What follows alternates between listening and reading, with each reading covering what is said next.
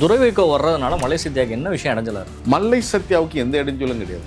நான் இருந்தால் துரை வைகோவுக்கு ஆதரவாக இருந்தது. வைகோ அவர்கள் 2016 வந்துட்டு துரை வைகோவை கொண்டு வரணுங்கிற முடிவை எடுத்திருந்தாரா? தலைவருக்கு அந்த தொலைநோக்கான எண்ணங்கள் இருந்திருக்கலாம். எனவே தான் நாஞ்சில் சம்பத் இங்கிருந்து தூக்கி அடிக்கப்பட்டார், சபாபதி மோகன் தூக்கி எறியப்பட்டார், பாவாணன் தூக்கி எறியப்பட்டார். கடைசியாக நான் ஒருவன் இருந்தேன், என்னையும் தூக்கி எறிகிற நிலைமைக்கு வந்துட்டாங்க. சந்திப்போம். அது ஒரு ஹிடன் அஜெண்டா இருக்கு, அவங்களுக்கான ஒரு செயல் திட்டம். அந்த செயல் திட்டம் என்பது துரை அரசியல் வரணும், அதை நோக்கி நகர்த்தல் தான் ஒவ்வொருத்தரையா குத்தி குத்தி குத்தி அவர்கள் அவமானப்படுத்தி அசிங்கப்படுத்தி வெளியேற்றியது. எங்களுடைய மாநாடு பேச்சுக்களை கடந்த 3 ஆண்டுகள் நீங்க பாருங்க. என்னுடைய பெயர் உச்சரிக்கின்ற போது என்ன ஆரவாரம், என்ன விசில், என்ன கைத்தட்டல் பாருங்க. ஆனால் துரை பேசுகின்ற போது தலைவரே வருத்தப்பட்டிருக்கிறாரு, இதுக்கெல்லாம் நீங்க கைத்தட்டலையே. அவர் வைக்க மாதிரி பேச ட்ரை பண்றாரா ஸ்டேஜ்ல பேசுறது? அதே ஒரு ஆக்ஷன் அந்த மாதிரி. அது இன்னும் எத்தனை தலைமுறை எடுத்து வந்தாலும் துரை ஒருபோதும் வைகோவாக மாறும். ஒரே கல்லில் 2 மாங்காய் வீழ்த்தினார் தலைவர் வைகோ. அவரோட ராஜதந்திரம் ஒன்று, தனக்கு எதிராக கேப்டன் அரசியல் கட்சி உருவாக்கி தனக்கு ஆதரவான ஒரு சக்தியை அவர் பிரிச்சுட்டார்னு அவர் மேல ஒரு கோபம் இருந்தது, அதை வீழ்த்தி ஆகிவிட்டது. அடுத்து திராவிட முன்னேற்றம் ஆட்சி வர முடியாமல் பண்ணிட்டோம், நாம் வெற்றி பெற்றிருக்கிறோம் சொல்லி பேசினாங்க. தினமணி டிஜிட்டலோட ஒரு பொலிட்டிக்கல் இன்டர்வியூல இன்னைக்கு நம்மளுடைய ஸ்பெஷல் கெஸ்டா அணிஞ்சிருக்காரு மறுமலர்ச்சி திராவிட முன்னேற்ற கழகத்தினுடைய ஒரு துணை பொதுச் செயலாளர் இருந்தவரும் ஒரு சீரிய அரசியலில் செயல்பட்டு வந்திருந்த மல்லை சத்யா அவர்கள் நம்முடைய இணைந்துள்ளார். கேட்பதற்கான கேள்விகள் நிறைய இருக்கின்றன. வாருங்கள் நிகழ்ச்சிகள் சொல்லலாம். வணக்கம் சார். வணக்கம். மதிமுக மல்லை சத்யா தொடர்கிறாரா இல்லையா? அதிகாரப்பூர்வமாக என்னை நீக்கல, ஆனால் அவங்க என்னை ஒதுக்கி வச்சிருக்காங்க. ஏன்னா ஈரோடு பொதுக்குழுவில் நான் பங்கேற்க வேண்டும் என்பதற்காக லண்டனுடைய பயணத்தை 4 நாட்கள் முடிச்சுட்டு ஓடி வரேன். கட்சியாக என்னுடைய பயணமான கட்சிக்காக நான் முதலிடம் கொடுத்து வந்தேன். ஆனால் நான் பேசக்கூடாது என்பதற்காகவே அந்த பொதுக்குழுவில் என்னை பேசாமல் மதிய உணவோடு முடித்தாங்க. அதே போல் சென்னை மண்டலத்துடைய செயல்பொரு கூட்டம் கடந்த 10ஆம் தேதி நடைபெற்றுச்சு. நான் பங்கேற்கக்கூடாது, நான் பேசிவிடக்கூடாது என்பதற்காகவே முன்னால் நான் உயிராக நேசித்தேன் என்பது என் அன்பு தலைவர் வைகோ அவர்கள். உலகமே தலைகீழாக புரண்டாலும் என்னை அவர் கைவிட மாட்டார் என்று என்னுடைய நம்பிக்கை வீண் போன அந்த நாள் இந்த மாதம் 9ஆம் தேதி. அதில் தான் என் குறித்து ஒரு தவறான ஒரு செய்தியை உலக மக்களுக்கு அறிவித்தார். அப்போது நான் அந்த நிகழ்ச்சிக்கு வரக்கூடாது என்பதற்காக அது தடுப்பணை. அப்போது 10ஆம் தேதி நடைபெறும் அந்த நிகழ்ச்சியில் என்னுடைய பெயரோ என்னுடைய புகைப்படமோ போடக்கூடாது என்று கடுமையான உத்தரவு போடப்பட்டு சென்னை மண்டலத்தில் நான் களமாடிய இந்த பகுதியில் கட்சி தோழருடைய இன்பத் துன்பங்களில் பங்கேற்ற நான், கழகத்துடைய ஜீவாதார உரிமைகளுக்காக போராடுகின்ற போராட்டக் களங்களில் பங்கேற்ற என்னை புறக்கணித்தது மறுமலர்ச்சி திமுக. எனவே புறக்கணித்த நிலையில் என்னை ஒதுக்கி வைக்கப்பட்டிருக்கின்ற நிலையில் அதிகாரப்பூர்வமாக இன்றும் அவர்கள் நீக்கவில்லை என்பதனால் நான் இன்றும் மதிமுகவுடைய துணை பொதுச் செயலாளர் நீடிக்கிறேன் என்று நம்புகிறேன். உங்களை ஓரம் கட்டுறதுக்கான காரணம் தான் என்ன? அந்த காரணங்களும் நானும் துளவி தேடிக்கொண்டே இருக்கிறேன். ஏன்னா உண்மையாகவும் டிரான்ஸ்பரன்ஸ் என்று சொல்லப்படுகின்ற விதத்தில் வெளிப்படைத்தன்மையோடு அவர் இட்ட எல்லா பணிகளையும் நான் சிரமேற்கொண்டு மரணத்தை எதிர்கொண்டு போராடி இருக்கிறேன். அப்படி இருக்கின்ற போது ஏன் இந்த நிலைமை என்று யோசிக்கின்ற போது நான் திரும்ப யோசிக்கின்றேன். தன் மகன் துரையின் வருகைக்காக, அவருடைய அரசியலுக்காக மல்லை சத்யா இருந்தால் அது இடையூறாக இருக்கும் என்று அவர் கருதி இருக்கலாம், அல்லது அவருக்கான நெருக்கடிகள் கொடுக்கப்பட்டிருக்கலாம். எனவே கடந்த 4 ஆண்டுகளாக அவர் முன்பு போல் இயல்பாக என்னிடம் இல்லை. காலையில் அழைப்பார், பிற்பகல் அழைப்பார், மாலை அழைப்பார், போராட்டங்கள் இது குறித்து அது குறித்து என்று பேசுவார். நானும் கழகத்தோழர்களுக்கு ஏதாவது பிரச்சனை, உடல்நலம் சரியில்லை, அல்லது காவல் நிலை பிரச்சனை, அல்லது ஏதாவது போராட்டம், அரசியல் கட்சிகளுடைய விவாதங்கள் இப்படி வருகின்றப்போ அதையும் நான் அவர்கிட்ட சொல்லுவேன். அதுக்காக திட்டமிடுவார். ஆனால் கடந்த 4 ஆண்டுகளாக எப்பொழுது துரை வருகை தந்தாரோ அன்றிலிருந்து அந்த இடைவெளியை இயற்கையாகவே செயற்கையாகவே உருவாக்கி கொண்டு வந்தார்கள். இன்றைக்கி அதுதான் இன்னைக்கு இவ்வளோ நேரத்துக்கு கொண்டு வந்து ஒரு மிக மிக மிக மோசமான ஒரு மனிதனுடைய அத்தியாயத்தை முடிப்பதற்கான கடைசி அஸ்திரம் சொல்லுவாங்க, துரோகியன் அந்த பட்டம். அதுவும் சாதாரணமாக அவருக்கு கடந்து சொல்லிட்டு போயில ஒரு வரலாற்றுப்பூர்வமான ஒரு சம்பவத்தை தமிழகத்தில் நடந்த தமிழகத்தின் தேசிய தலைவர் பிரபாகரனுக்கு நிகராக களமாடிய மாத்தையா எப்படி துரோகம் செய்தாரோ அது போன்று மல்லை சத்யா எனக்கு துரோகம் செய்து விட்டார் என்று சொன்னபோது என்னுடைய வாழ்க்கையை இப்படிப்பட்ட ஒரு சோதனையான நிலைக்காக நான் இத்தனை ஆண்டு காலம் அவருடன் நான் பணியாற்றினேன் என்று கவலைக்கு உட்பட்டேன். ஏறக்குறைய 5 இரவுகள் நான் உறங்க முடியவில்லை. நான் ரொம்ப அமைதி காத்தேன். தலைவர் சொல்லிட்டாரு, ஒருவேளை தலைவர் அந்த கருத்தை நான் ஏதோ தவறி சொல்லிட்டேன்னு சொல்லியிருக்கலாம் அப்படின்னு கூட நினச்சேன். ஆனால் அது சொல்ல அவர் வந்து அந்த முழுமையாக அந்த பேட்டி ஒளிபரப்பப்பட்டது.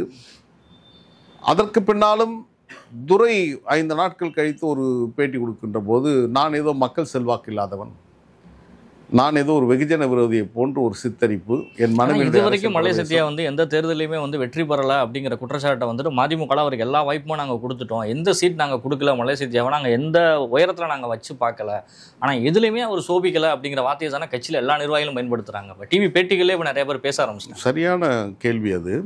நான் வந்து மதிமுக தனியாக தேர்தல் களம் கண்டபோது மாமல்லபுரத்தில் பேரூராட்சி மன்ற தலைவராக நான் வெற்றி பெற்றவன். 645 பேரூராட்சிகள். அப்போது 5 ஆண்டுகள் முடிவில் வந்து சிறந்த பேரூராட்சி எது என்று கேட்டபோது திமுக ஆட்சியில் மதிமுகவில் குடை சின்னத்தில் போட்டியிட்டு வெற்றி பெற்ற மல்லை சத்யாவை தான் அவர்களால் அறிவிக்க முடிந்தது. 1996 நடைபெற்ற சட்டமன்ற பொதுத் தேர்தலில் ஏறக்குறைய 177 தொகுதிகளில் மதிமுக களம் கண்டது. தலைவர் வைகோ அவர்கள் விளாத்திக்குளம் தொகுதியில் போட்டியிட்டார். அவர் வெற்றி பெற்றாரா?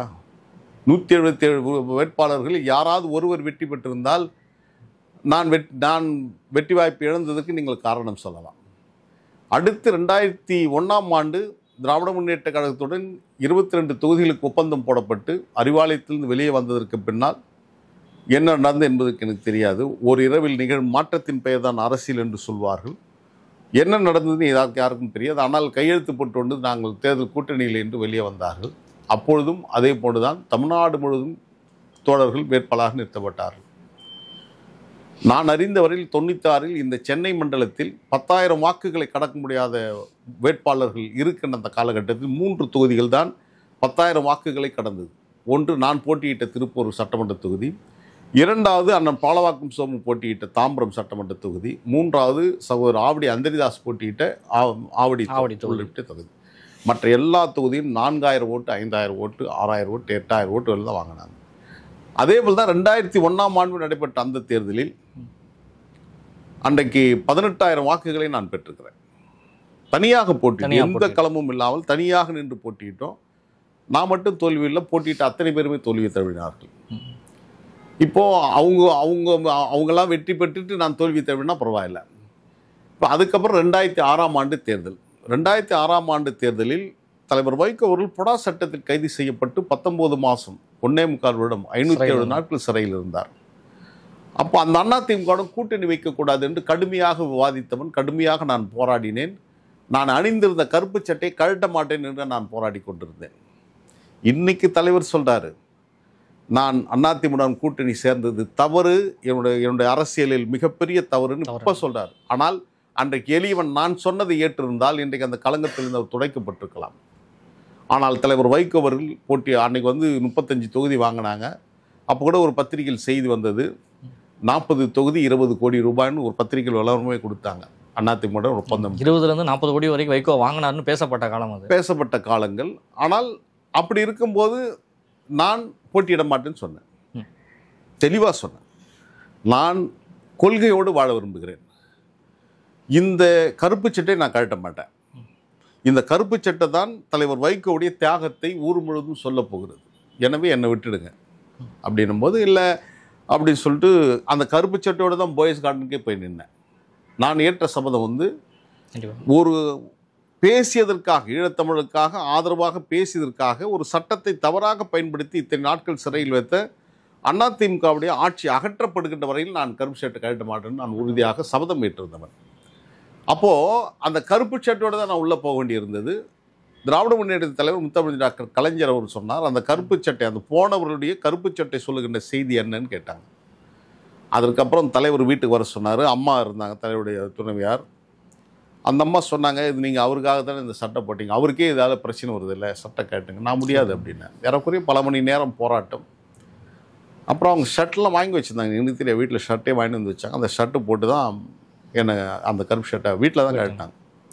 அப்போ 2006 நான் போட்டியிட மாட்டேன்னு சொன்னேன். எழும்பூர் தொகுதியை நீங்கள் போட்டியிடணும்னு சொன்னாங்க. நான் சொன்னேன், அது வந்து திமுகவுடைய கோட்டை, அது வழக்கமாக அண்ணன் பருதியில் எழுதி தொடர்ந்து வெற்றி பெற்றவர்கிட்ட தொகுதி. அப்போ நீங்கள் எங்கே போய் அங்கே ஜெயிக்க போகிறீங்க, வாய்ப்பு இல்லை அப்படின்னு. நான் மட்டும் தோற்கலை. 35 தொகுதியில் ஏறக்குறைய 29 தொகுதி தோல்வி, 6 பேர் தான் ஜெயித்தாங்க. அப்போ நான் மட்டுமா தோற்றேன்? தவறான கூட்டணி, அது வந்து பொருந்தாத கூட்டணி கூட சொல்லலாம். அப்போ கூட சொன்னாங்க, பல பேர் விவாதிச்சாங்க, அதிமுக போகிறது நியாயம் அப்படின்னும் போது அவங்க சொன்ன எக்ஸாம்பிள், விசா சட்டத்தை பயன்படுத்திய அம்மையார் அன்னை இந்திரா காந்தியுடன் திமுக தலைவர் கலைஞர் கூட்டணி வைக்கலையான்னு கேட்டாங்க. நான் கேட்ட ஒற்றை கேள்வி அதுதான். தமிழ்நாட்டின் முதலமைச்சராக இந்திரா காந்தி அம்மா வரப்போறதுக்காக கூட்டணி வச்சாங்களா? இல்லை, கலைஞர் முதலமைச்சராக கூட்டணி வச்சார். இங்கே தலைவர் வைகோ அவர்கள் முதலமைச்சராக வருவதற்கு நீங்கள் கூட்டணி போவதுன்னு சொல்லுங்க, சமரசம் செய்து கொள்ளலாம் அப்படின்னு. ஆனால் முடிவு விபரீதமாக இருந்தது. அதுக்கப்புறம் 2014 2011 வந்து கூட்டணி அமையல, தேர்தலே போட்டியிடலை. அதுக்கப்புறம் 2014 நாடாளுமன்ற தேர்தல், 7 தொகுதி போட்டிடுறோம்.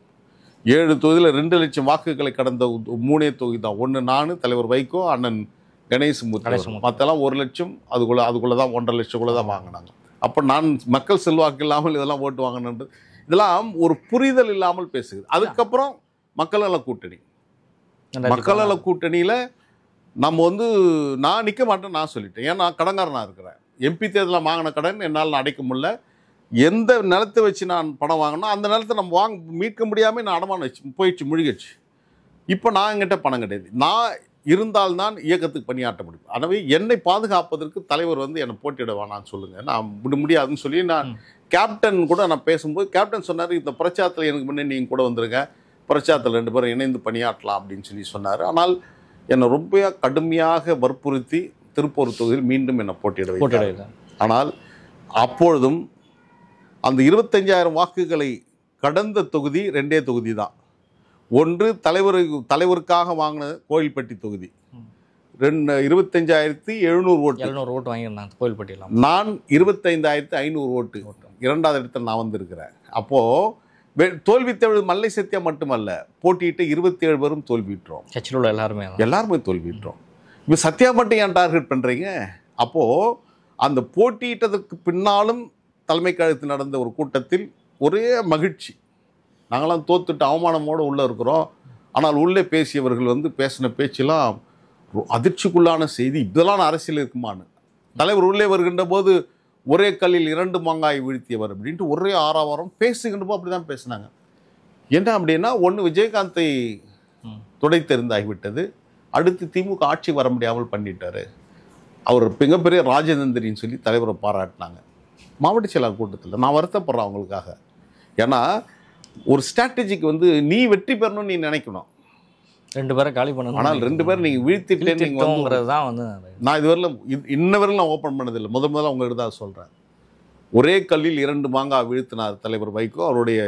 அவரோட ராஜதந்திரம் ஒன்று, தனக்கு எதிராக கேப்டன் அரசியல் கட்சி உருவாக்கி தனக்கு ஆதரவான ஒரு சக்தியை அவர் பிரிச்சுட்டார்னு அவர் மேலே ஒரு கோபம் இருந்தது, அதை வீழ்த்தி ஆகிவிட்டது.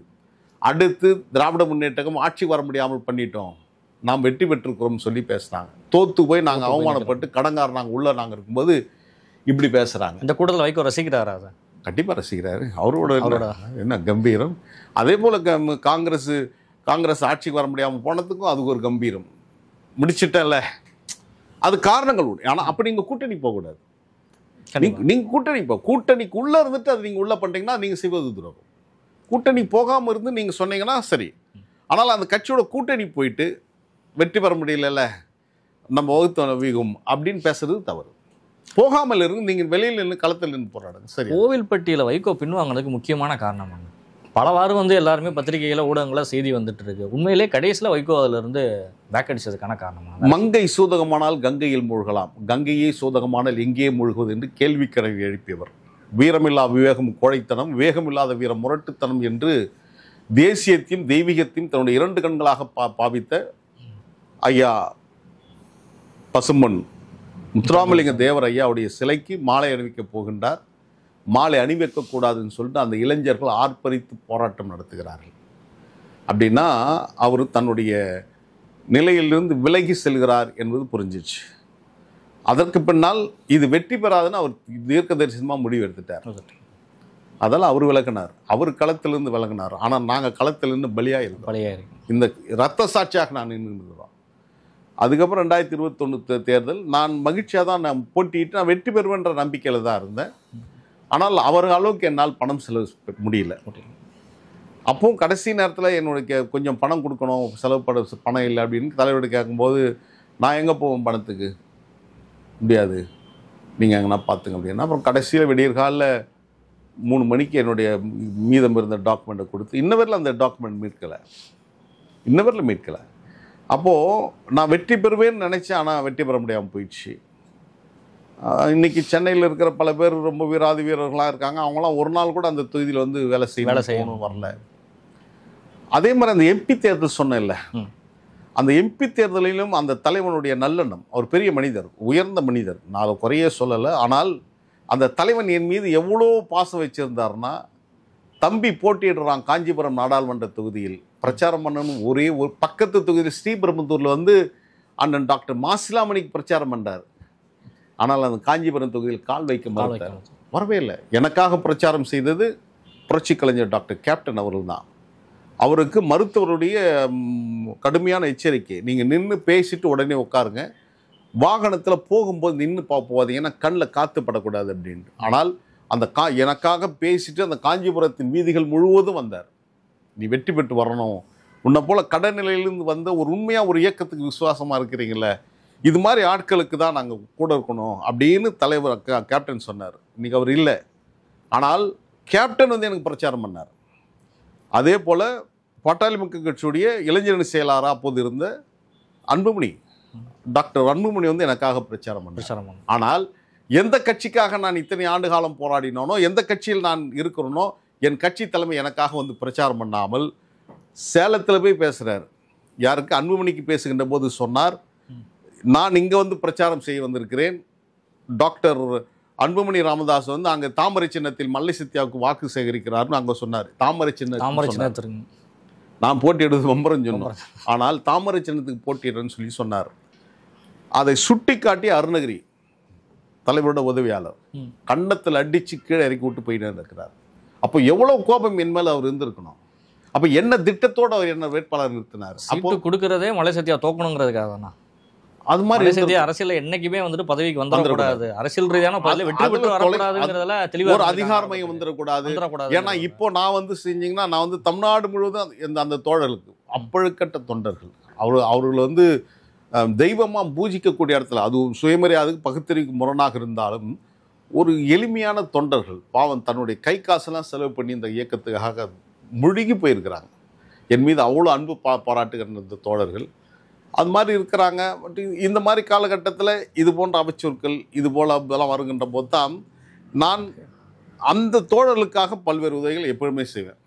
காவல் நிலை பிரச்சனை ஆதரவு, வருவாய்த்துறையாக இருந்தாலும் அவங்களோட இன்பத் துன்பங்கள் எதுவாக இருந்தாலும் போய் பங்கேற்பேன். ஆனால் நான் ஒரு அதிகாரத்துக்கு வந்திருந்தேன்னா அந்த தோழர்களுக்கு இன்னும் பயனுள்ளதாக இருந்திருப்பேன். முடியாமல் போச்சு. எனக்கு அந்த வைகோ அவர்கள் வந்து 2016 வந்துட்டு துரை வைகோவை கொண்டு வரணுங்கிற முடிவை எடுத்திருந்தாரா? அது எப்படி எனக்கு தெரியும்னா, தஞ்சை மாவட்ட செயலாளராக சகோதரர் உதயகுமார் அவர் இருந்தார். அவர் வந்து ஐடியா மன்னன் சொல்லி சொல்லுவாங்க.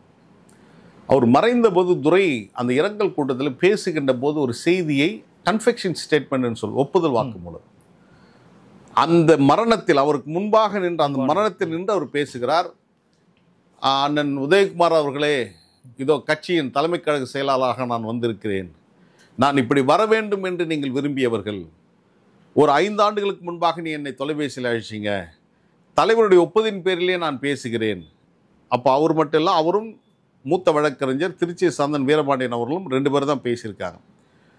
தலைவருடைய ஒப்புதலின் பேரில் தான் நாங்கள் பேசுகிறோம், நீங்கள் அரசியலுக்கு வர வேண்டும் என்று அப்பொழுது நீங்கள் சொன்னீர்கள். அந்த எண்ணம் எனக்கு இல்லாத காலகட்டத்தில் இப்பொழுது நான் அரசியலுக்கு வந்திருக்கிறேன், ஆனால் நீங்கள் அதை பார்ப்பதற்கு இல்லாமல் போகிறீர்கள் என்று சொன்னது உதயகுமார் அல்ல, சொன்னது துரை, தலைவருடைய மகன். அப்போது தலைவருடைய ஒப்புதலின் பேரிலே தான் அந்த 2 பேர் பேசினாங்கன்ற ஒரு கன்ஃபெக்ஷன்ஸ் ஒப்புதல் வாக்குமூலத்தை அவர் கொடுக்குறாரு. அப்போது தலைவருக்கு அந்த தொலைநோக்கான எண்ணங்கள் இருந்திருக்கலாம். எனவே தான் நாஞ்சில் சம்பத் இங்கிருந்து தூக்கி சபாபதி மோகன் தூக்கி எறியப்பட்டார், பாவானந்த் தூக்கி எறியப்பட்டார், அழகு சுந்தரம் போன்றவர் தூக்கி எறியப்பட்டார்கள். கட்சியுடைய முன்னணி தலைவர்கள்லாம் விலக்கப்படுறதுக்கான காரணம் ஒரு இடன் அஜெண்டா என்று சொல்லுவாங்கல்ல, அது ஒரு இடன் அஜெண்டா இருக்குது. அவங்களுக்கான ஒரு செயல் திட்டம். அந்த செயல் திட்டம் என்பது துரை அரசியலுக்கு வரணும். அதை நோக்கி நகர்த்தல் தான் ஒவ்வொருத்தரையா குத்தி குத்தி குத்தி அவர்கள் அவமானப்படுத்தி அசிங்கப்படுத்தி வெளியேற்றியது. கடைசியாக நான் ஒருவன் இருந்தேன், என்னையும் தூக்கி எறிகிற நிலைமைக்கு வந்துட்டாங்க. சந்திப்போம். துரை வைகோ வர்றதுனால மலை சத்யாவுக்கு என்ன விஷயம் இடைஞ்சலா இருக்கு? மல்லை சத்யாவுக்கு எந்த இடைஞ்சலும் கிடையாது. நான் இருந்தால் துரை வைகோவுக்கு ஆதரவாக இருந்திருக்கும். துரை வைகோ அந்த இயக்கத்துக்கு வெற்றி சமூகங்களை கொண்டு வருவதற்கு அவர் பாடுபட போகிறேன்னு சொன்னார். நான் இருந்தால் அவர் பாதுகாப்பாகவும் இன்னும் பலமாகவும் இருந்திருப்போம். ஆனால் என்னை புறக்கணின்னு துரை முடித்தார். இந்த ஆண்டை நீங்கள் எடுத்துங்க, ஜனவரி 1 தலைவர் பத்திரிகையாளர் சந்திக்கின்ற நாள் அது. அன்னைக்கு அவர் வந்துட்டார். அடுத்து மார்ச் உலக மகளிர் தினம், மல்லை சத்யாவோட பேர் போட்டாங்க அந்த இதில் அப்படின்றதுக்காக துரை வரல. அடுத்து இஸ்லாமியர்களுக்கு பெரிதும் கொண்டாடுகின்ற அந்த ரம்ஜான் நோன்பு, அந்த நோம்புக்கு சிராஜ் மஹால் நடக்குது, நான் வருவேன், என் பேர் போட்டிருக்குது, நான் இஸ்லாம் குறித்து பேசுவேன் என்பதற்காக துரை வரல. கட்சியோட துவக்க நாள் மே 6ஆம் தேதி, நான் கண்டிப்பாக ஒருவன் தெரிஞ்சு துரை வரல. அப்போது தொடர்ந்து என்னை புறக்கணிக்கணும் அல்லது அலட்சியப்படுத்தணும், அல்லது அவர் வந்தால் நான் வரமாட்டேன்னு ஒரு எச்சரிக்கை சமயங்கள் நீ கொடுத்துட்டே வந்தீங்க. அப்போது நான் இருக்கக்கூடாதுன்றது துரையினுடைய விருப்பம். இழப்பு எனக்கு இல்லை. கட்சியில் எல்லாருமே நிர்வாகிகள் ஃபுல்லாமே துரை வைகோவுக்கு ஆதரவாக இருக்கிறாங்கிறது வெளிப்படையாகவே தெரிஞ்சிட்டு இருக்கு. எல்லாருமே இருக்கிற மாதிரி இருக்கு. எல்லாரும் அப்போ மல்லை சத்யா இருக்கிறது துரை வைகோவுக்கு என்ன வகையில் இடைஞ்சலா இருக்கணும் நீங்க சொல்றீங்க? எல்லாருமே அவர் சப்போர்ட் பண்றாங்க. வைகோ என்ன சொன்னாலும் கட்சியில எல்லாருமே ஏத்துக்கக்கூடிய நிலைமையில கட்சி இருக்குது. அதற்கு மீறி இருக்கிறவங்க கட்சியை விட்டு வெளியில போயிடுறாங்க. அப்போ துரை வைகோ உங்களை போட்டியா நினைக்கல, என்ன அர்த்தம் இருக்குன்னு? இல்லை, அவரே சொல்லிட்டார்ல. தூத்துக்குடியில எங்க கோயில்பட்டிலே பேசுகின்ற போது ஒரு சில ஆண்டுகளுக்கு முன்னால வேலை செய்யாதவங்களாம் அதை கதவு திறந்து வச்சிருக்கோம் போங்க அப்படின்னு சொல்கிறாரு. நான் இப்போ கம்போடியாவில் இருக்கிறேன். காஞ்சி மாவட்டத்தில் வளையாபதி அவர் பத்திரிகையாளர் கூப்பிட்டு என்னால் முடியல, நான் இதை விளைக்கிறேன்னு சொல்கிறார். ஆனால் அதுக்கும் காரணம் நான் தான் சொல்லி அவங்க சொன்னாங்க. இத்தனைக்கும் வளையாபதி பலமுறை மறுத்து சொன்ன போது கூட இல்லை அவர் தான் காரணம்னு சொல்லப்பட்டது. அப்போது இங்கே எங்கே பிரச்சனை அப்படின்னா, அந்த தொண்டர்கள் என்னை நேசிக்கிறார்கள். எங்களுடைய மாநாடு பேச்சுக்களை கடந்த 3 ஆண்டுகள் நீங்கள் பாருங்கள், என்னுடைய பெயர் உச்சரிக்கின்ற போது என்ன ஆரவாரம், என்ன விசில், என்ன கைத்தட்டல் பாருங்க. ஆனால் துரை பேசுகின்ற போது தலைவரே வருத்தப்பட்டிருக்கிறாரு, இதுக்கெல்லாம் நீங்கள் கைத்தட்டலையே, இதுக்கெல்லாம் நீங்கள் ஆர்ப்பரிக்கலையே. யார் மகன் பேச்சு என்பதுங்க ஒரு செயற்கையாக பேச முடியாது. உன்னோட உள்ளத்தில் அதில் ஒளியும் அதில் உண்மையும் இருந்தால்தான் அது வெளிப்படும். அந்த தொன்னுடைய எண்ணத்தை நீங்கள் பிரதிபலிக்கணும். அவர் வைக்க மாதிரி பேச ட்ரை பண்ணுறாரா ஸ்டேஜில் பேசுறது? அதே ஒரு ஆக்ஷன் அந்த மாதிரி அது இன்னும் எத்தனை தலைமுறை எடுத்து வந்தாலும் துரை ஒருபோதும் வைகோவாக மாற முடியாது. ட்ரை பண்றாரான்னு கேட்குறேன். அவருடைய ஆக்ஷன் எல்லாமே வைகோவர்களை முயற்சி எடுக்கலாம். அது விமர்சனத்துக்குரியாகவும் அது விமர்சனக்குரியதாகவும் ஒரு நகைப்புக்குரியாகவும் தான் இருக்கும். இப்போ நாங்களாம் பேசுனா அவரை உள்வாங்கி நாங்கள் வேற விதத்தில் பிரதிபலிக்கிறோம். சம்பத் பேசுறாருன்னா அவர் உள்வாங்கி அவருடைய உடல் பாகத்தில் பிரதிபலிக்கிறார். அது கண்டிப்பாக இவருக்கு இன்னும் அந்த மொழி நடை, திருக்குறளை பற்றியோ சிலப்பதிகாரம் பற்றியோ அவர் கேம்பிரிட்ஜ் பல்கலைக்கழகத்தில் பெரிய பொருளாதாரம் படிச்சிருக்கலாம். அதுக்கு எதுக்கு உதவுனா, நீ பெரிய இண்டஸ்ட்ரீஸ் நடத்துறதுக்கு நீ ஒரு கார்பரேட்டு, அந்த கார்பரேட்டுக்கு ஒன்றா உதவும். அரசியலுக்கு முடியாது. அரசியல் என்பது தொண்டு, மக்களுக்கு போய் நீ சொல்லணும். அண்ணா சொன்னார், my dear brother, go to the people, live among them, learn from them, love them, serve them, start with what them, build with what they have. இது அண்ணா. நீ மக்கள்கிட்டே போக மாட்டோம், உன்னை பார்த்து எல்லாம் உன் காலில் வந்தோம்னா இது பூர்ஷாதனம், இது பண்ணையார் அரசியல். இந்த பண்ணையார் அரசியல் நான் செய்ய முடியாது. ஏன்னா நான் அதுக்கு மாறுபட்டு வந்தவன். உன்னை எல்லாம் சின்ன யான்னு கூப்பிடணும்னு நினைக்கிறீங்க, சின்னவரும் கூப்பிடணும்னு நினைக்கிறீங்க, உன் பேரை சொல்லக்கூடாதுன்னு நினைக்கிறீங்க. ஆனால் தலைவர் தன் பேரை வைக்கோன்னு குழந்தை ஆயிடுச்சா கூட மகிழ்வார். அந்த தலைவனுக்கு நிகர் நீங்கள் வர முடியாது எக்காரணத்து கொண்டும். அதனால தான் இப்போ நாங்கள் கொஞ்ச நாளாகவே நான் இந்த காலகட்டத்தில் துரையின் மட்டும்தான் என்னால் உச்சரிக்க முடிகிறது. வைகோ என்ற பேர் அவர் கூட இணைக்க முடியல. அவர் மகனாக இருக்கலாம், ஆனால் அந்த தலைவன் என்பவர் எங்களுக்கானவர், அந்த தலைவன் என்பவர் நாட்டுக்கானவர். அந்த தலைவனை கொண்டாடுவதற்கு நான் பல பேர்கிட்ட அந்த பேருக்கு பின்னால் சில பேர் பின்னால் அவர் பேர் வைப்பாங்க. நான் சொன்னேன், இந்த பேர் வைப்பதற்கு தகுதி வேணும். நாங்கள்லாம் துவக்க காலத்தில் கருப்பு தூள் போட்டு வந்தோம் தலைவரை பார்த்து. சமீப காலத்தில் அந்த தலைவனுடைய தனித்த அடையாளமாக இருக்கட்டும் நாங்களாம் கருப்பு துண்டு எடுத்தோம். இப்போ நான் லண்டன் போனேன், அந்த தலைவனை பிரதிபலிக்கணும்னு தான் நான் கருப்பு துண்டு போட்டேன். அந்த அந்த உலகத்தமிழ் வரலாற்று வளாகத்திலையும் லண்டன் பாராளுமன்றத்தில் நான் போய் கருப்பு துண்டோடு நின்று பேசுகிறேன், கட்சி வேட்டியோடு நின்று பேசுனா அந்த தலைமுறை நான் பிரதிபலிக்கிறேன். கண்டிப்பாக. ஆனால் நீங்கள் என்ன பண்ணுறீங்க? இன்னைக்கு வந்து நீங்கள் கட்சி வேட்டி கட்டியிருக்கீங்களா? எப்பாவது கட்சி வேட்டி கட்டி நீங்கள் வளம் வந்திருக்கிறீங்களா? இல்லையே. அப்போது இந்த அரசியல் புரிதல் இல்லாமல் துரை செயல்படணும்னு நினைக்கிறாரு. இது ஏதோ வர்த்தக நிறுவனம் நினைக்கிறார், இது வந்து வணிக நிறுவனம். ஏன்னா கார்பரேட்டுகளுடைய உடைய நோக்கம் வந்து லாபம் மட்டும்தான், அது வரணும்னு இது நினைக்கிறாரு. இது வந்து ரத்தத்தாலும் கண்ணீராலும் வேர்வையாலும் உருவான இயக்கம். இந்த இயக்கம் ஏழை தொழிலாளர் தான் இந்த கட்சியில். இல்லை மகன் இந்த அளவுக்கு வந்து கொண்டு வந்து நிறுத்தணுங்கிற நிர்பந்தத்துக்கு வைகோ ஏன் ஆளானார்னு நினைக்கிறீங்க? 1000 இருந்தாலும் தன்னுடைய மகன் அவரே சொல்லியிருக்கிறாரு, மண்டல கூட்டத்தில் சொல்லியிருக்கிறாரு. சிறையில் விருந்த மடல் புத்தகத்தை அவர் எழுதுகின்ற போது நான் அப்போவே என்னுடைய விருப்பத்தை சொல்லுகிறேன். ஒரு கதாபாத்திரத்தை சொல்லி அவருடைய மகன் களத்தில் வந்து நின்றதை போல் என் மகன் எனக்கு பக்கத்தில் நிற்க வேண்டும் நான் விரும்பியிருக்கிறேனே அப்படின்னு இப்போ பேசுகிறார் 10ஆம் தேதி. அப்போது அவருக்கு ஒரு விருப்பம் இருந்து தான் இருக்குது. 1000 தான் இருந்தாலும் மல்லை சத்யா அவருடைய மகனாக முடியாது. 1000 தான் இருந்தாலும் நாஞ்சி சம்பத்தோ சபாபதி மோகனோ ஈஸ்வரனோ அல்லது யாராக இருந்தாலும் அவருடைய மகனாக முடியாது. அவர் சொன்னார் கடைசியாக அந்த ஒப்பந்தம் நாங்கள் எங்களுக்கு போல சமரசத்தை உருவாக்கும்போது கூட சொன்னார், கண்ணாடியில் விரிசல் ஏற்பட்டால் அது ஒட்ட வைக்க முடியாது, தண்ணீரில் விரிசல் ஏற்பட்டால் அது இணைஞ்சிடும், நானும் மல்லை சத்யாவும் தண்ணீர்னு சொன்னார். ஆனால் அந்த தண்ணீர் இப்போ மீண்டும் பிரிஞ்சு தானே இருக்குது. அது இடையில சுவர் உருவாயிடுச்சு, துரை என்ற ஒரு சுவர் நின்று போச்சு. இதில் என்ன பொருள் சொல்கிறாங்க? பிளட் இஸ் திக்கர் தென் வாட்டர் என்ற ஒரு சொல்லாடர். தண்ணீரை விட ரத்தத்தின் கனம் கூடுதல்னு சொல்லுவாங்க. எனவே துரையை நீங்கள் அரவணைக்கிறீங்க, உங்களுக்காக உண்மையாக உழைச்சி உங்களுடைய உயிரை நான் சொல்லலை, நீங்கள் எப்பொழுது வந்து மாத்தையாவை பற்றி சொன்னீர்களோ அப்போ நான் சொன்னேன் உங்களுடைய உயிரை 3 முறை பாதுகாப்பேன், நான் அவனுக்கு துரோகியாக வருவேன் அப்படின்னு. அதற்காக தான் நான் சொன்னேன், நான் சொல்லி காட்டணும் என்பதற்காக அல்ல. அது உண்மையும் கூட, மறக்கலாம் முடியாது. நீங்களே பல வேலைகள் சொல்லிட்டு வந்திருக்கீங்க. அதை அப்போது நீங்களே கொண்டு வந்து அந்த இடத்துல நிறுத்தியிருக்கீங்க. இது ஒரு முக்கியமான ஒரு கேள்வி. வைகோவுக்கு வந்து ஜாதி பற்று இருக்குன்னு நினைக்கிறீங்களா இல்லைன்னு நினைக்கிறீங்க? நான் பார்த்த வரையிலும் அவருக்கு அந்த பார்வை இல்லைன்னு தான் நான் உணர்ந்துட்டு வந்தேன். ஆனால் ஒரே ஒரு முறை அப்படி நடந்து கொண்டார். அது எப்பொழுது அப்படின்னா, நம்முடைய வழக்கறிஞர், ஹைகோர்ட்டுடைய வழக்கறிஞர், உயர்நீதிமன்ற வழக்கறிஞர் பாலாஜின்னு ஒரு அற்புதமான தம்பி, அவருடைய கல்யாணம் வந்து விருதுநகர் மட்டும் அருப்புக்கோட்டையில் அந்த திருமணம் நடக்குது. அந்த திருமணத்தை வாழ்த்துவதற்காக நான் போயிருக்கும்போது காலையில் பத்திரிகையில் பார்க்குறேன் ஒரு கால செய்தி. அந்த ஒன்றியத்தில் யாரோ ஒருத்தர் தீர்மானம் போட்டிருக்காங்க, துரை அரசியலுக்கு வரணும் அப்படின்னு ஒரு தீர்மானம் போட்டு அது பத்திரிகையில் பதிவாயிருக்கு. அப்போது இன்னைக்கு இருக்காங்கள பெரிய வீராதி வீரர்கள், வீரபுத்திரம் பேரம் அப்படின்னு சொல்கிறவங்களாம் இருக்காங்க இல்லையா, இவங்களா அன்னைக்கு வாய் மூடி மௌனமாக இருந்தார்கள். பேசக்கூடாது, துரை அரசியல் வரக்கூடாது, அவர் வந்தால் சரி கிடையாது, அவர் வந்து அவருக்கான அந்த பண்பு நலம் கிடையாது, போர்க்குணம் கிடையாது, போராட்ட உணர்வு கிடையாது, அவர் வந்து ஒரு கார்பரேட்டு இப்படின்னு பேசின்னு வந்தவங்க தான் இன்றைக்கி பக்கத்தில் நின்று இவரை விட சிறந்தவர் யார், வைகோ விட பல மடங்கு தனி அடையாளத்தை துரை பெறுவார்னு இப்போ பேசுகிறாங்கள, அவர்களெல்லாம் மௌனம் கலைக்கும் போது நான் மணமக்களுக்கு வாழ்த்து சொல்லிட்டு பேசினேன். இன்றைக்கி பத்திரிகையில் செய்தியை பார்த்தேன், துரை அரசியலுக்கு வரணுன்ட்டு, அதை நான் வழிமொழிகிறேன் என்று சொன்னதோடு மட்டுமல்லாமல் அவர் வந்தால் என்ன பொறுப்புன்னா என்னுடைய பொறுப்பு கூட நான் அவர் கொடுக்குறேன், துணை பொதுச்செயலாளர் பொறுப்பு கூட நான் கொடுக்குறேன். இதில் எந்த உள்நோக்கமும் இல்லை.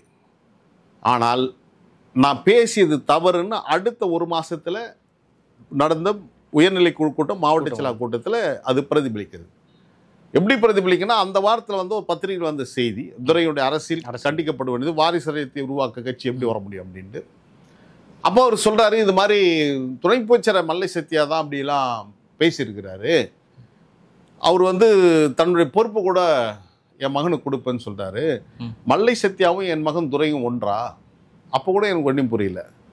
அடுத்த வார்த்தை அவர் பயன்படுத்தியது தான், மல்லை சத்யா அந்த பொறுப்பிலிருந்து விலகினார்னா அவர் சார்ந்த சமூகம், அந்த பட்டியலினத்தை சார்ந்தவர் தான் அந்த இடத்துக்கு வர முடியும்னு பேசியது என் மனசு ரொம்ப ஆறான ரணமாக்கிடுச்சு. இப்படி நம்ம நினைக்கல அந்த தலைவனை, என்னையும் நீங்கள் அப்படி பார்க்கலையே, ஏன் திடீர்னு மகனுக்காக அந்த வார்த்தை நீங்கள் போடுறீங்க? அதை மறுதளிக்கலை. நான் கூட நினச்சேன் அப்படி ஒரு சம்பவமே நடக்கலை அப்படின்னு சொல்லுவாங்கன்னு நினச்சேன். ஆனால் பொருளாளர் அண்ணன் செந்திலிதன், பொறியாளர் செந்திலிதன் வந்து அற்புதமாக இப்போ கொடுக்குற எல்லா பேட்டியிலும் அப்படி நடந்தது, ஆனால் அந்த பொருளில் சொல்லவில்லைன்னு 99% சொல்லிட்டார். ஒரே ஒரு சதமட்டம் அப்படி இல்லை அப்படின்னு சொல்றாரு. அங்கதான் வரைக்கும் வைக்கிறாங்க சொல்லிட்டார். ஆனால் சொல்லிட்டாங்க இது நடந்ததுன்னு ஒத்துக்கினதுக்காக அண்ணன் செந்திலிதனுக்கு நான் நன்றி. ஏன்னா நடக்கலைன்னு நீங்கள் எல்லாம் வந்து ஒன்றா சொல்லிங்க நடக்கலை அப்படின்னு நான் நினச்சேன். இப்போ கூட கடைசியாக நடந்த நிர்வாக கூட்டத்தில் கூட ஒருத்தர் சொல்கிறாரு, நான் வருத்தம் மன்னிப்பு கேட்டு ஒவ்வொருடைய காலிலையும் விழுந்தேன்னு சொல்றாரு. இன்னொருத்தர் சொல்றாரு, அந்த கூட்டத்தில் நீங்க மன்னிப்புக்காகல இப்போ வந்து அழுவுறீங்க அப்படின்னு. அந்த கூட்டத்தில் பங்கேற்று 2 பேர் இன்னைக்கு பேட்டி கொடுத்துருக்கிறாங்க. இவர் சொன்னது சரியா அவர் சொன்னது சரியா என்பது நாடு புரிஞ்சுக்கிட்டோம். ஆனால் ஒன்றை நீ புரிஞ்சுக்கணும், ஒரு சுயமரியாதை இயக்கத்தில் ஒரு செல்ஃப் ரெஸ்பெக்டட் மூமெண்ட்ல தலைவருடைய முதல் ஸ்லோகமே யார் காலில் விழக்கூடாது, கட்டோர் வைக்கக்கூடாதுன்னு சொன்னார். நான் காலில் விழுந்தேன்னு சொன்னீங்கன்னா நான் யார் காலில் விழுந்தேன், நான் காலில் விழுவதற்கு யாரெல்லாம் நிர்பந்தப்படுத்தினாங்க, இதெல்லாம் நீ சொல்லல நாட்டு மக்களுக்கு. இந்த செய்தியை அவர் ஒத்துக்கிட்டார். இது மாதிரி நடந்தது அப்படின்றத. அதற்கப்புறம் தான் நான் வந்து முடிவெடுத்தேன், இந்த பயணத்தில் என்னால் அவர் கூட தொடர்ந்து போக முடியாது. அப்போ மனசுல காயம் ஆழமா பதிஞ்சிருச்சு. ஒரே ஒரு முறை தான் அந்த சொல்லாடல் என் காலில் என்னை நோக்கி வந்தது. மற்றவங்ககிட்ட எப்படி நடந்துக்கிறாரு எனக்கு தெரியாது. இப்போ கூட 10ஆம் தேதி சென்னை ஏர்போர்ட்டில் செய்தி ஊடகத்துக்கு பேட்டி கொடுக்கும்போது கூட நாங்கள் தலித்துகளுக்கு செய்திருக்கோம், ஒரு 10 முறை தலித்துக்கு செய்தெல்லாம் சொன்னார். பேட்டியில் ஃபுல்லாக பேசிட்டு இல்லை, நான் என்ன சொன்னேன் சார், நீங்கள் வந்து ஒரு the man with highest order in public லைஃப்னு சொல்லுவாங்க சார். ஒரு உயர்ந்தபட்ச அரசியல் பொது வாழ்க்கை சொந்தக்காரர் நீங்கள் வந்து முல்லை பெரியாருக்காக போராடிருக்கீங்க, ஸ்டெர்லைட் ஆலையை இழுத்து மூடிருக்கீங்க, நெய்வேல் நிலக்கரியை நீங்கள் வந்து இழுத்து அது வந்து தனியார் மயமாக்கல் தடுத்து நிறுத்துறீங்க.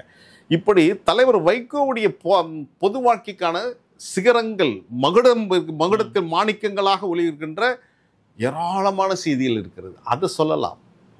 அதுக்கு பதிலாக ஒரு ஒடுக்கப்பட்ட விளிம்பு நிலையில் இருக்கிறவங்க சொன்னதை மனிதனின் யார் சிறந்த மனிதன் கேட்கின்ற போது எந்த மனிதன் தன் வலது கையில் செய்வதை இடது கையில் அறியாமல் செய்கிறான் அவன் தான் சிறந்த மனிதன் சொல்லுவாங்க. ஒரு தலைவனுக்கு இது அழகு இல்லை. இப்போ சொல்றார். அதுக்கப்புறம் தான் நான் ஒதுங்கணும்னு நினைச்சேன். மே மாதம் 23ஆம் தேதி மே 22ஆம் தேதி 2023 மே 22ஆம் தேதி நான் சொன்னேன், தலைமை கழக பட்டியல் கொடுக்கின்ற போது அவைத்தலைவர் இவர், பொருளாளர் இவர், பொதுச் செயலாளர் இவர், முதன்மை செயலாளர் இவர், துணை பொதுச் செயலாளர் 5, அப்புறம் தணிக்கை கூட அதெல்லாம் சொன்னாங்க. நான் கையெழுத்து கும்பிட்டேன், என்னை விட்டுடுங்க, நான் பொறுப்புக்காக வரல. ஏன்னா அந்த காயம் எனக்கு இருக்கிறது. அந்த காயம் எனக்கு இருந்த காரணத்தினால் இதில் நம்மளால் பயணிக்க முடியாது. ஆனால் அவருடைய தொண்டனாக இருக்கிறதுக்கு எந்த வித மறுப்பு இருக்க முடியாதுல. நான் நிற்க மாட்டேன்னு தலைவிட்ட சொன்னேன். ஏறக்குறைய 1 மணி நேரத்துக்கு மேலாக பெரிய அது ஒரு பாச போராட்டம், எனக்கும் அந்த தலைவனுக்குமான உரிமை போராட்டம். நான் சொன்ன குற்றச்சாட்டுகள்லாம் பலருக்காக அவர் வருத்தம் தெரிவித்தார். இது நடந்திருக்கூடாதுலாம் சொல்லிட்டு வந்தார். இருந்தாலும் நீ என் கூட இருக்கணும்னு சொன்னார். அப்போ அந்த தலைவனுடைய நிலைமை நான் பார்க்கும்போது அந்த தலைவனுக்காக தான் என்னுடைய அரசியல் பயணம் போது சரியாண்ணா நீங்கள் சொல்லும்போது நான் என்ன பண்ண முடியும் அப்படின்னு சொல்லிட்டு நான் விருப்பம் இல்லாமல் கையெழுத்து போடுகிறேன்னா அந்த வேட்புமனுவில் கையெழுத்து போடும்போது பெட்டிலேருந்து 50,000 ரூபாய் எடுக்கிறாரு. ருத்ரனை கூப்பிட்றாரு. இந்த 50,000 ரூபாய் எனக்கும் சத்யாவுக்கும் 25,000 ரூபாய் வேட்புமனு கட்டணும், மற்றவங்ககிட்ட நீங்கள் வாங்கிக்கோங்க அப்படின்னு சொல்லி பேசிட்டு வரும்போது தான் விரைவில் சட்டமன்ற நாடாளுமன்ற தேர்தல் வரும், நான் உன்னை உயர்ந்த இடத்தில் வச்சுப்பா. நான் சொன்னான்னா நீங்கள் தந்த அடையாளத்தில் நான் உயர்ந்த இடத்துல தான் இருக்கிறேன், எனக்கு எந்த குறையும் இல்லை. என்ன இது மாதிரி ஒரு வெற்றி பெற முடியலேன்ற எனக்கு ஒரு வருத்தம் இருக்குது. உங்களுடைய சிறப்புகளை சட்டமன்றங்களில் நாடாளுமன்றத்தை பேசணும்னு நினச்சவன் முடியாமல் போச்சேன்னு ஒரு வருத்தம் இருக்கிறது. அப்போ அவர் சொன்னார், இல்லை வரும், நான் உங்களுக்கு வாய்ப்பு கொடுப்பேன் அப்படிங்கும்போது நான் சொன்னேன், தயவு செஞ்சு இந்த திரும்ப போய் ஓட்டு கேட்குறது வேலையான்னு விட்டுருங்க. என்கிட்ட பணம் கிடையாது, நான் கடன் வாங்க முடியாது, நான் இருக்கணும்னு நான் நினைக்கிறேன். அதில் மீண்டும் கடன்காரனாக ஆக்கணும்னா நீங்கள் இது மாதிரி வாக்காளர் சந்தித்து தேர்தல் நிற்கணுன்ற எண்ணம் வேணாம். உங்களுக்கு வாய்ப்பு இருக்குமேனால், உங்களுக்கு அந்த சந்தர்ப்பம் கிடைக்குமேனால் ஒரு ராஜ்யசபா எம்பி எனக்கு ஆக்கி கொடுங்க. நான் கேட்டது இதுவரையிலும் அவர்கிட்ட இது ஒன்று மட்டும் தான். இதுவரையிலும் போட்டியிட்ட எந்த தொகுதியும் நான் கேட்டதில்லை அவர்கிட்ட. நீங்களா இப்போ திணிச்சிங்க கொடுத்தீங்க, கட்சிக்காக நான் நின்று இருக்கேன், அதில் மாற்றம் இல்லை. நான் மட்டும் தோக்கலை, போட்டிட்டு அத்தனை பேரும் 99% தோத்துருக்காங்க. சத்யா மீது மட்டும் ஏன் குறிவைக்கப்படுகிறான் இங்கே தானே கேள்வி வரும். அப்போ மக்கள் செல்வாக்கு இல்லாத மல்லை சத்யானா விளாத்தி குளத்தில் தலைவர் தோத்ததுக்கான காரணம் என்ன? அவர் செல்வாக்கு இல்லாதவரா, மக்கள் விரோத செயலில் ஈடுபட்டவரா? நாடாளுமன்றத்தில் ஒரு முறை வெற்றி பெற்று மறாத முறை தோல்வி தோன்றார், ஏன் தோத்தாரு? மக்கள் செல்வாக்கு இல்லாதவரா? கலிங்கப்பட்டி உள்ளடக்கிய சங்கரன் கோயிலில் தோத்தீங்களே, டெபாசிட் வாங்கலையா? அதே போல் தான் ஆண்டிப்பட்டியில் வந்து மதிமுகவுடைய ஒட்டுமொத்த மிஷினரி எடுத்து இறக்கணும், வீடு வீடாக போய் பிரச்சாரம் பண்ணோம். 7,000 ஓட்டு எங்களால் வாங்க முடியல, அலண்டு போனார் தலைவர். ஒட்டுமொத்த மிஷினரியும் இறக்கி நம்மளால் 7,000 ஓட்டு கூட வாங்க முடியல என்ற கவலை சூழ்ந்தது. அப்போலாம் மதிமுகவுக்கு செல்வாக்கு இல்லை, மக்கள் ஒரு செயலில் ஈடுபடுகிறது. அப்போது சத்யா போட்டிக்கிட்டால் மட்டும் இது வருமா? துரைக்கு இதெல்லாம் பதில் சொல்லணும். துரை வந்து நாளைக்கே ஒரு தனியாக நின்று அவர் ஏதாவது ஒரு சட்டமன்றத்திலோ நாடாளுமன்றத்தில் வெற்றி பெற்று காட்டட்டும், அவர் மாபெரும் தலைவராக உலகம் போற்றும்.